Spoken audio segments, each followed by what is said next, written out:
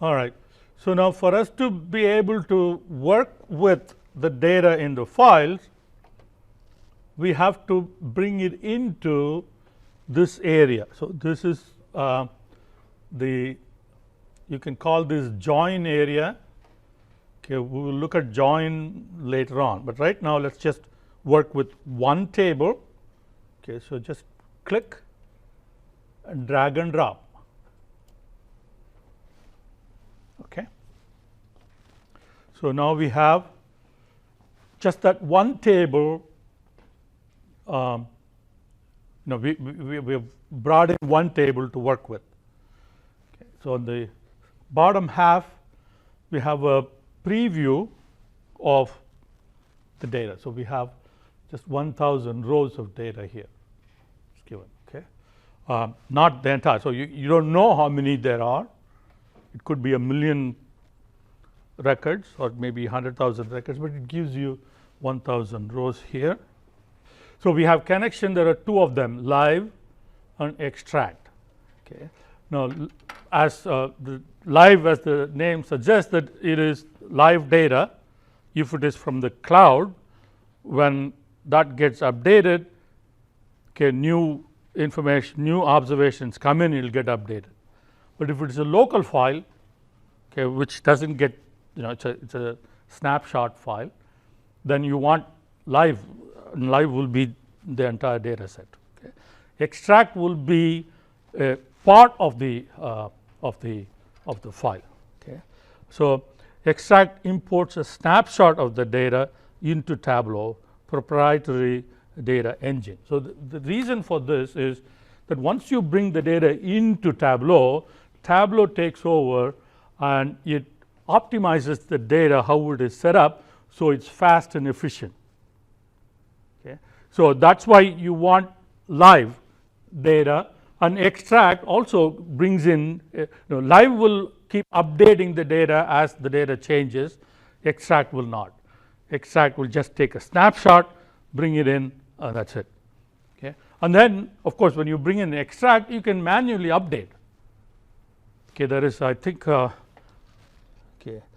you can,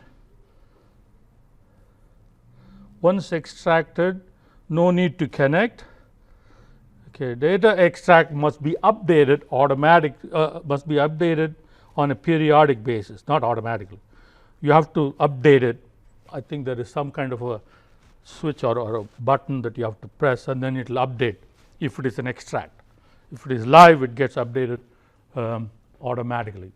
Okay. And of course, the reason why you would use extract is if you are doing trial and error, like investigation type of analysis, then you don't want to get bogged down with periodic updates. It slows you down. So, that is the advantage of extract. So, you have a little thing and you don't get slowed down because of some updating. Okay. And you can also add filters. So, right now there are no filters. Okay. And it's pretty easy to add filters. So, click add, and again there is no filters at this time. So, say click add, say you have order priority. Okay. For example, you want to filter by order priority. So, click OK. All right. And then, so right now there is none. So, if you of course check all of them, then it is not going to filter anything, everything is going to come in. But you can then, suppose if you want to work with only critical and high priority observations, okay, and click OK. So, and click OK. All right. So, now we have one filter. Okay. Did it really filter? Well, we can check that. So, here 1000 is kind of the default number of records that it shows. So, if you know that our data is not really very big, what we can do is we can just simply type in a large number. Say for example, if I type in 10,000, then it tells you. So, when you don't have 10,000, then it gives you how many observations there are. So, there are 3,775 records that we have brought in from the orders with that one filter, which is critical and high order. Okay, suppose if let's go ahead and remove it, okay, and then see how many observations there are. So now you see that there are 9,400 records. So that the filtered whatever that we set that to. All right, and then we have here. Okay, when you look at the preview area, so this is our preview area, gives you few, there are 3 things for each column. Okay, so that one is the data type of that column. So right now it is the number sign or the pound sign means that it is a numeric value. Okay, and so that's what this is. This is where it is set up. You can change it. Suppose you don't want that column to be treated as a number, but as a label, then you change it to string. Then it will be a label, right? And then there are the other data types available to you. So that's your data type, and then we have the name of the column.